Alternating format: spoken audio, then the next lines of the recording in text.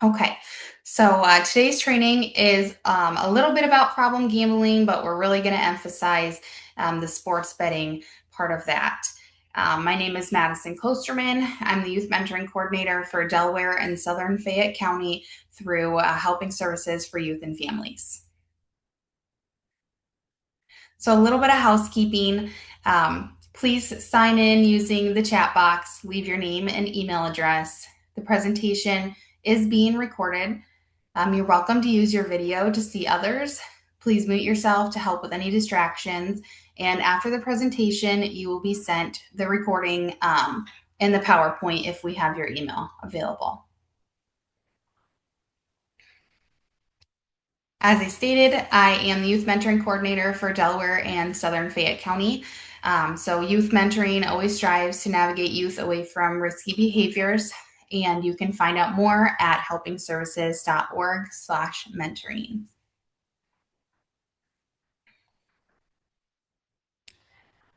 Why this topic matters and what you will learn.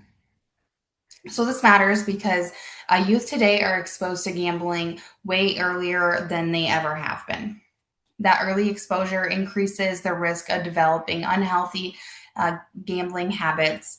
Mentors and parents and educators and anyone who works with youth, we all play a key role in preventing those things from happening. So by the end of this training, you should be able to understand what gambling is and how it affects youth, recognize what kinds of things they are exposed to, identify the warning signs of problem gambling, and learn how to talk to them and support them. So, what is gambling? Gambling is often associated with casinos, but the concept is so much broader than that. At its core, gambling involves risking something valuable for the possibility of gaining something else when the outcome is uncertain. The Iowa state law defines gambling in a similar way. It just switches the words around a little bit, defines it as risking something of value for a chance to win a prize. When we break it down, gambling always has three core elements. Something valuable is being risked, there's a potential reward, and the outcome depends on chance. This is especially important when thinking about youth and the activities that they're involved in today, such as trading cards, betting with friends, spending money on like loot boxes or skins in video games. Those all involve a lot of the same elements. So, breaking down those three key parts again. First, we have something of value is at risk. This could be money, but for youth, it could be gift cards, game currency, or digital items such as skins. Second, there's a chance to win something in return. That could be money, prizes, or rewards. And then third is that the outcome is always uncertain. Uncertain. There is always a possibility of losing what they put in. Young people, like I said, encounter situations with these three core elements, such as the video games, the phone apps, online games that mimic casinos, or even if they're doing simple bets with their friends.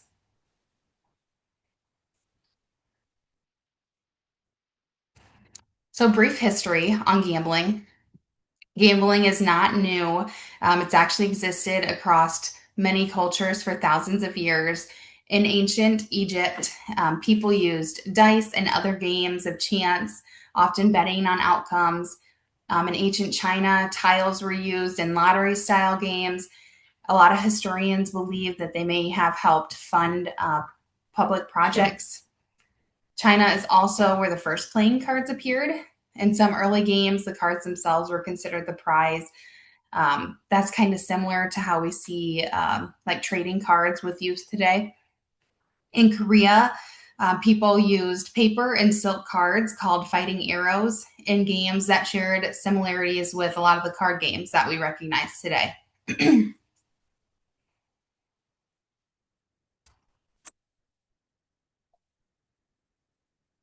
So, a little bit of myth or fact. This could be for slot machines, spins, loot boxes, video games. The statement says if you lose, you're due for a win next time. Do you guys think that this is a myth or a fact?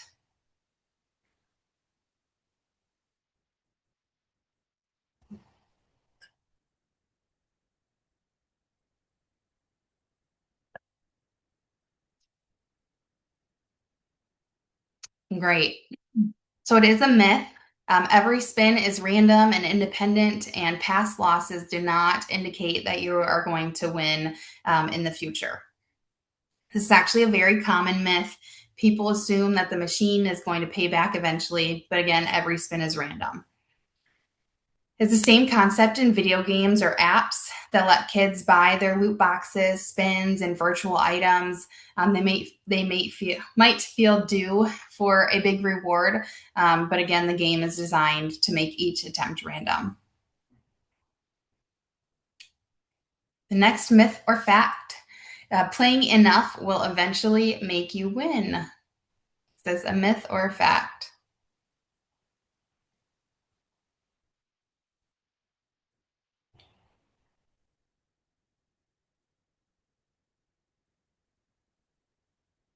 Great. Yes, this is another myth. There are no guarantees, and again, the outcomes are always random. This one is actually a common belief called gambler's fallacy.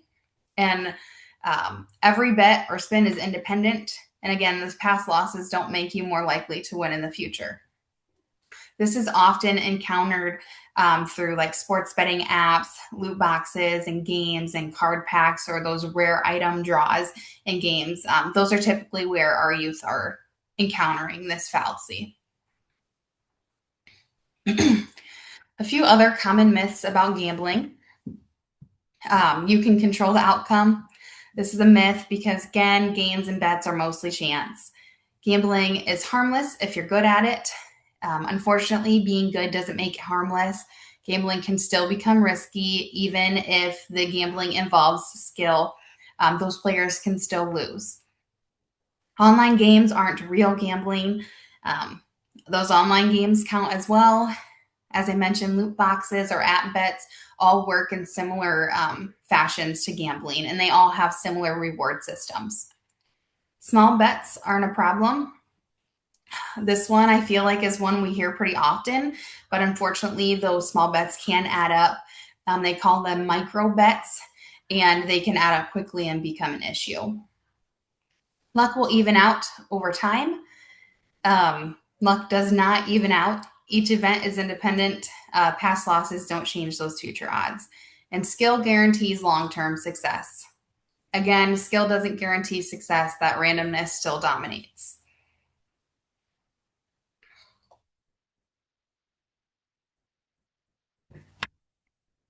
So, how youth encounter gambling today. Youth today are exposed to gambling in several different ways. Many of them are through technology. Sports betting apps are widely advertised and easy to access. Even if youth can't legally use them, they still see them frequently. And we will look at a little bit of how our youth are accessing those illegal or those apps illegally, how they might bypass those systems and be able to engage in those activities. Games, many video games include features like loot boxes or card packs. Social media, teens often see sports betting ads or influencers promoting betting platforms. And then there's friendly bets as well. Sometimes gambling starts casually, betting on sports, video games, or small things with their friends. So youth gambling is more common than many people realize. Um, So 60 to 80% of high school students report gambling for money at least once. About 6% of youth are considered addicted to gambling, and some youth report starting as early as age 10. Today, sports betting is one of the fastest growing forms of gambling that kids are exposed to. So, what is sports betting? Does anyone have any questions before we move on to going a little bit further into sports betting?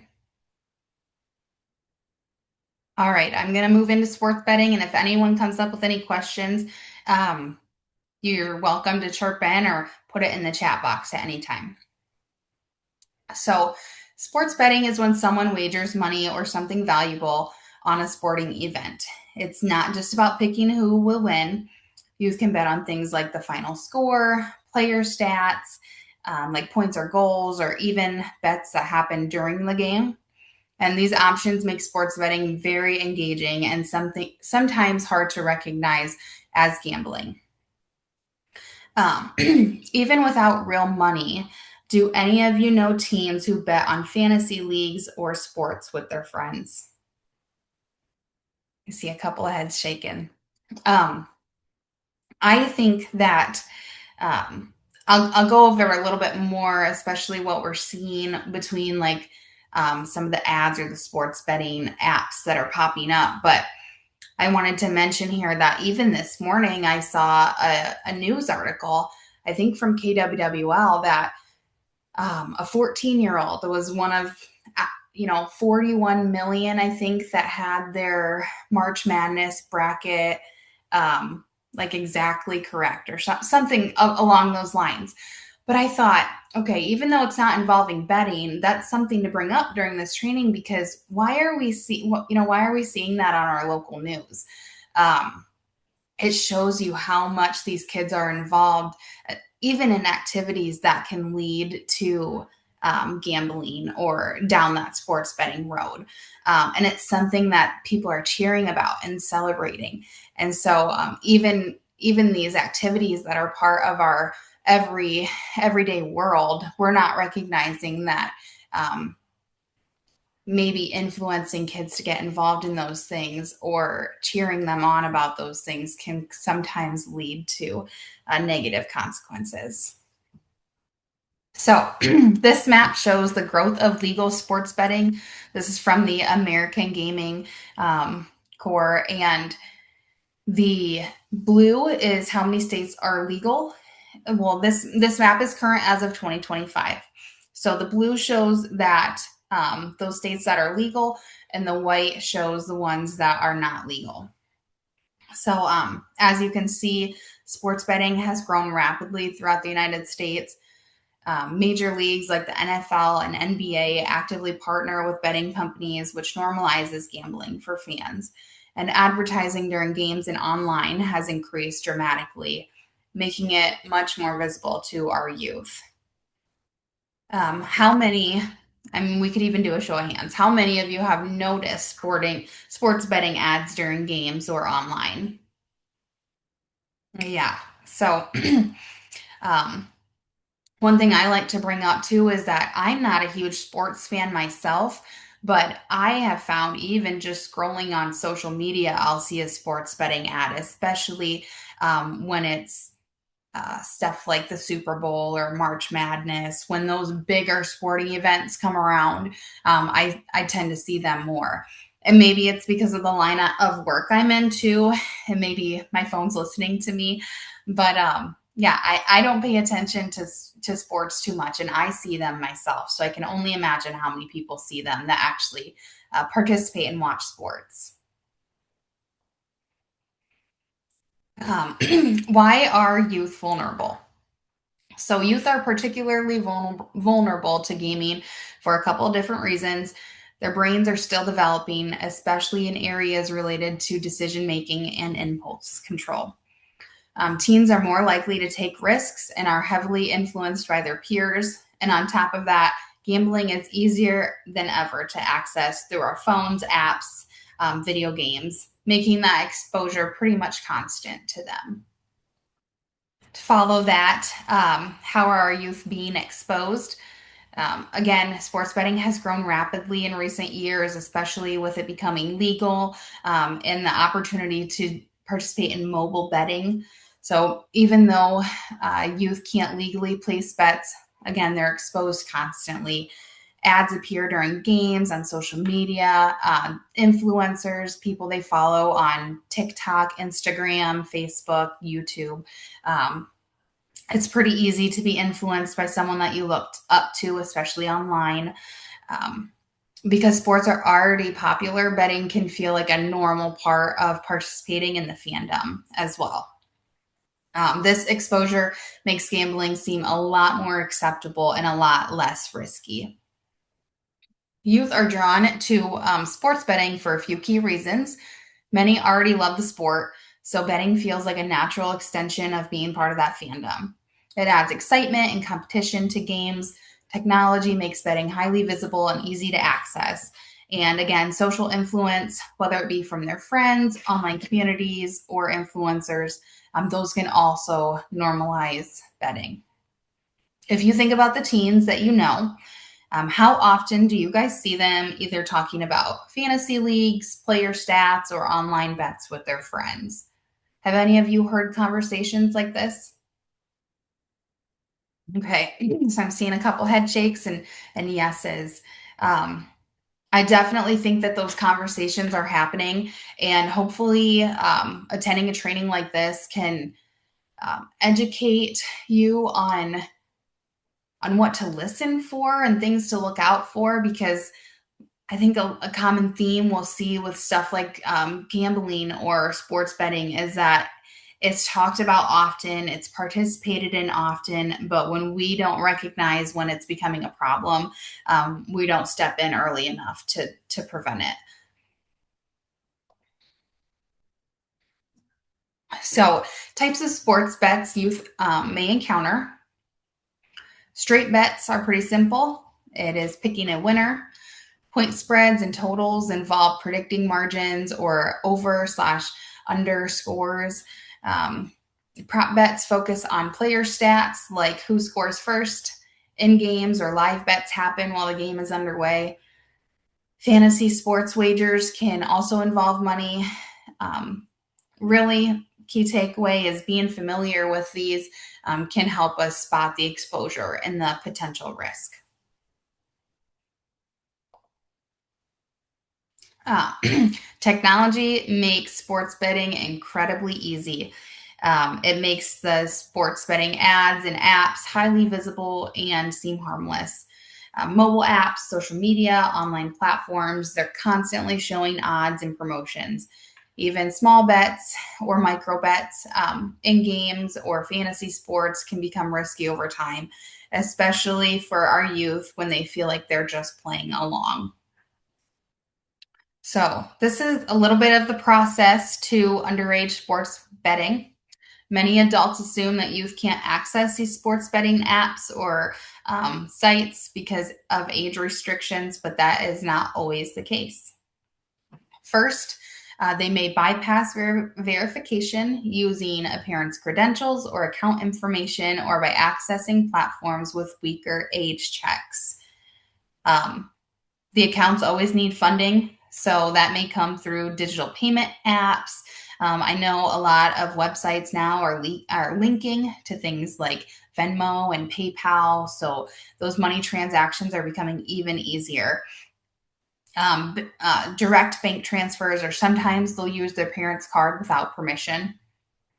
Once the account is active, they can place different types of bet, like picking a winner, betting on point spreads, predicting total scores. And finally, the bets happen through mobile apps with in-game betting. So this allows bets to be placed repeatedly during a game. This is incredibly fast-paced, and it can make betting even more impulsive and harder to control. Here are a few of the most popular sports betting platforms. We have FanDuel, DraftKings, BetMGM, Caesars Sportsbook, and Bet365. So these are just just five of the popular apps that we're seeing inside the United States right now. Even though youth aren't legally allowed to gamble, they still see these through different apps, advertisements, social media, and conversations with friends and adults. Um, Some youth may also encounter platforms like fantasy or pick style apps, and those can all kind of like I mentioned in that news article that those can feel similar to sports betting in ways. So According to the NCP gambling, um, early exposure increases likelihood of problem gambling. This could be whether it is a betting household, again, that influence online, um, conversation with their friends, simple bets between their friends. This bar graph shows that about 60% or 65% of adults report gambling before the age 21. 23% specifically placed a sports bet before they were legally allowed. Younger adults reported even higher early sports betting compared to older generations. That comparison is 33% versus 11%. These numbers suggest that underage gambling, including sports betting, has become a common experience, and normalization may increase that overall risk. It also connects to the earlier point that illegal and accessible betting may make exposure even more prevalent today than it was before. A few common misconceptions about sports betting. I think many people have misconceptions, but especially our youth, when they think it's just part of being in a fan base. So many believe that knowing sports guarantees winning, but those outcomes are still unpredictable. Small bets may seem harmless, but frequent wagering can add up. Some see betting as just entertainment and not real gambling, and others think it's easy to stop, but it can become habit forming. Finally, the belief that everyone is doing it is often reinforced by, again, the social media and the broadcasts. So, understanding these myths can help us guide youth conversations about risks. Have any of you heard any of these myths from teens or younger youth or seen them online at all? Absolutely. I would say the most common one I've heard would be that it's just for fun and it's not real gambling. Everyone's doing it. I think those just play into the normalization that social media and even things like the news and us as adults making it part of our everyday life, that normalization that we've created for the youth. I think those play into it. So a couple of risk factors for the youth gambling risk. Um, Family environments with limited rules, frequent conflict, or family gambling increase that risk. Peer influence is strong. If friends gamble or view it favorably, youth are more likely to engage. Individual factors like low school engagement or depression also raise the likelihood of gambling. If you think about the youth that you know, how many of these risk factors might be present in their lives? Is there anyone here, when looking at those risk factors, um, can maybe in your head point out a kid or two that you've worked with or that you've encountered that maybe some of, a number of those risk factors kind of exist for them? Okay. So, signs of problem gambling in youth. Youth who are at risk for problem gambling often show a combination of behaviors. In addition to talking frequently about betting, borrowing or stealing money, and spending too much time on gambling apps, adults should watch for some of these other warning signs. That could include skipping school, tutoring, or extracurricular activities, unexplained gifts or new possessions. Those could come from winnings or borrowed money. Frequent lying about activities or money, preoccupation with sports or betting news, beyond what we would consider normal for a fan. And signs of financial stress at home, such as asking for extra money or hiding spending. No single sign is going to guarantee a problem, but noticing several of those together is a strong indicator that youth may need support or intervention. Observing these behaviors early allows us to have an informed, supportive conversation before the habit escalates. So, youth who engage in sports betting can experience a wide range of consequences.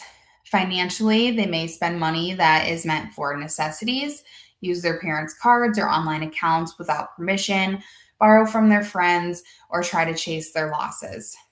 Emotionally and socially, gambling can lead to stress, anxiety, guilt, and shame, and it may cause conflict with family or friends or result in a loss of trust. Academically and behaviorally, youth may skip or be late to school, see declines in grades or focus, miss extracurricular activities, or lie and sneak around to cover their gambling.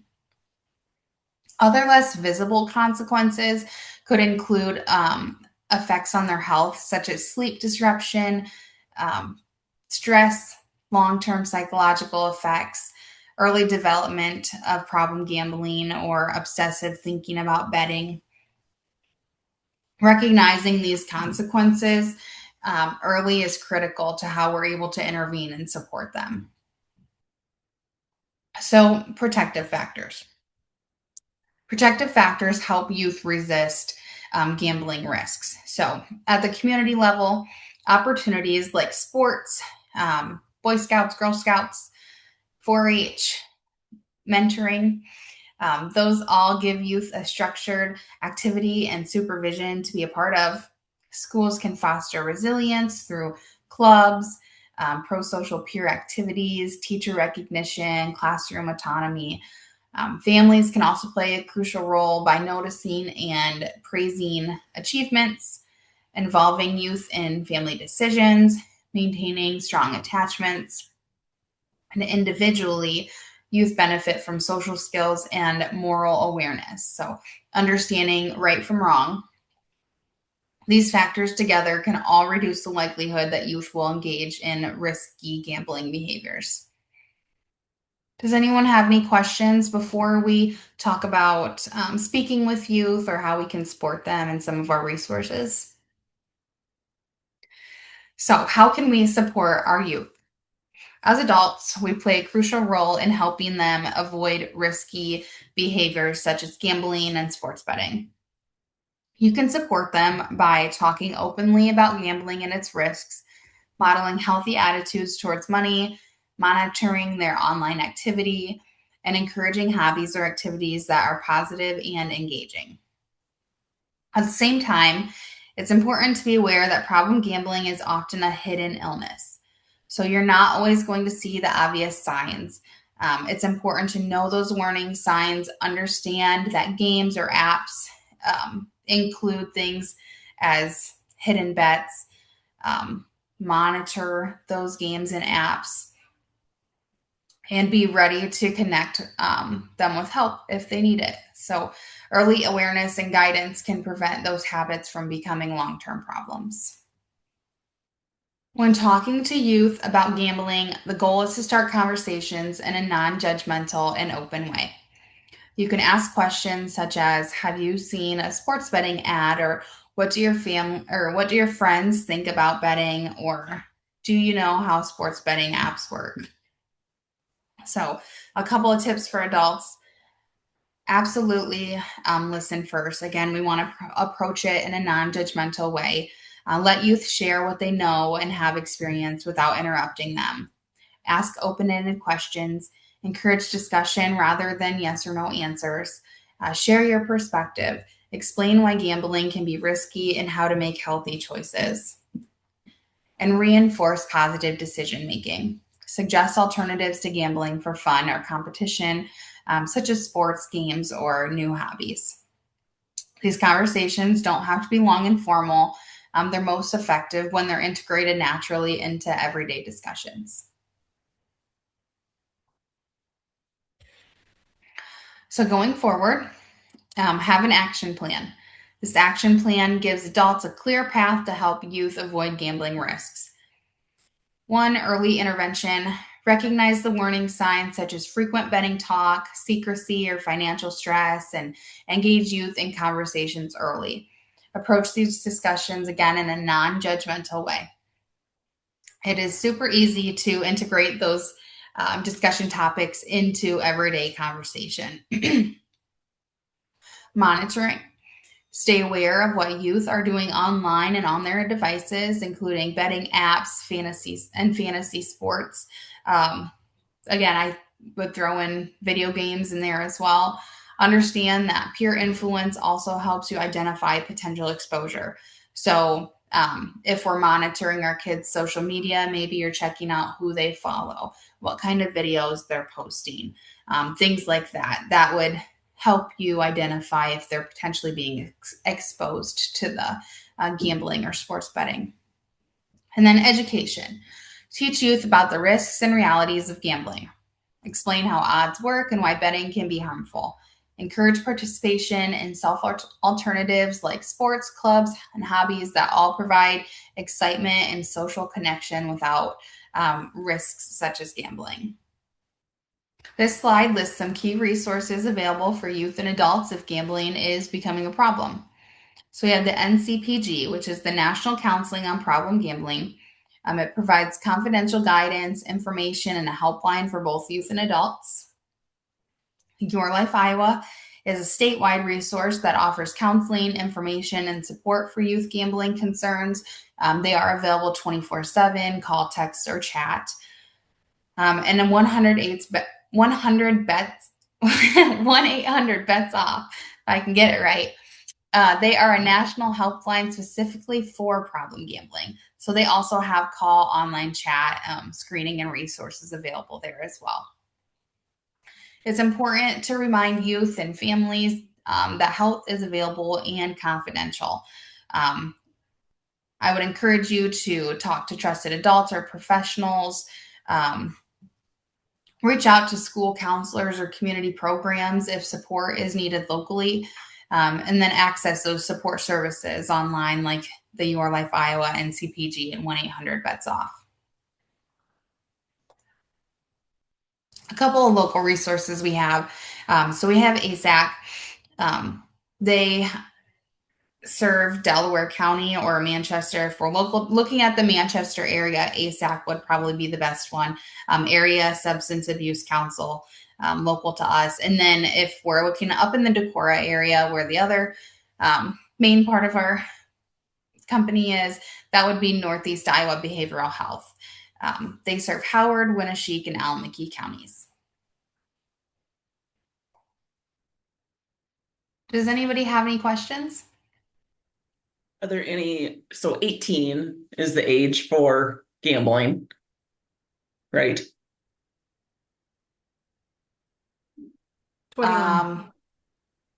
21. Yeah, I was going to say 21. I think 21. Yeah. Is that just in Iowa? Because I think in Minnesota you can buy lottery tickets at 18. No, here it's 21. Oh, okay. Okay. Any other questions from anyone? Quiet crowd, Madison. Good job. All right. Good job with your long pauses. So next we have an evaluation, and I don't think, oops, sorry. Let's go back. Let's go back. I don't think Colleen hopped on, so let me grab that link. I'll grab it for you. Oh, perfect.